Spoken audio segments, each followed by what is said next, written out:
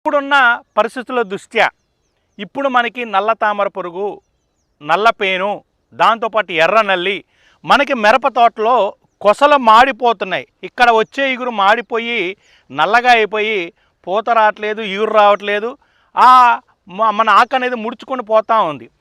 చాలామంది రైతులు ఈ ప్రాబ్లాన్ని బాగా ఫేస్ చేస్తున్నారు. దీనికి ఏం చేయాలి? దీనికి ఏం చేయాలంటే నేను ఒక బెస్ట్ మందు చెప్తానండి. అదేంటంటే కింబా. ఈ కింబా అనేది ఎకరానికి 1/2 లీటర్ వాడాలి.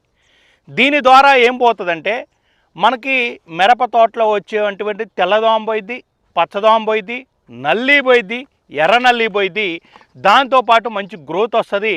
దాంతోపాటు మనకి కొసల మాడిపోతున్న అనే ప్రాబ్లం నుంచి కూడా మనకి ఆ ముడతని కంట్రోల్ చేస్తూ ఎర్ర నల్లిని కంట్రోల్ చేస్తుంది. కాబట్టి దాని ద్వారా ఈ కొసల మాడిపోవటం అనేది కూడా ఖచ్చితంగా కంట్రోల్ అవుతుంది. దీంతోపాటు మనకి మంచి గ్రోత్ అనేది కూడా వస్తూ ఉంటుంది. దీ కాంబినేషన్లో కింబా అనే కాంబినేషన్లో మనం జానీ 100 ml, జానీలో పిప్రోనిలు 18.87% ఉంటుంది. దాన్ని కలిపి వాడుకున్నట్టయితే మన జానీని ఒక కుండలో, కింబాని ఒక కుండలో కలిపి వాడుకున్నట్టయితే మన మిరప తోటలో వచ్చేటువంటి తెల్లదోమ, పచ్చదోమ, నల్లి, మనకి తామర పురుగు కూడా ఖచ్చితంగా కంట్రోల్ అవుతుంది.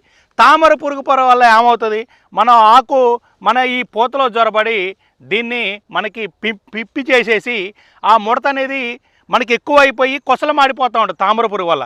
అది కూడా మన కంట్రోల్ ఖచ్చితంగా వస్తుంది. అందుకే కింబా ప్లస్ జానీ కాంబినేషన్లో వాడుకోండి. లేకపోతే కింబా ప్లస్ మన జంపు కాంబినేషన్లో, జంప్ అయితే ఎకరానికి 40 గ్రాములు సరిపోతుంది.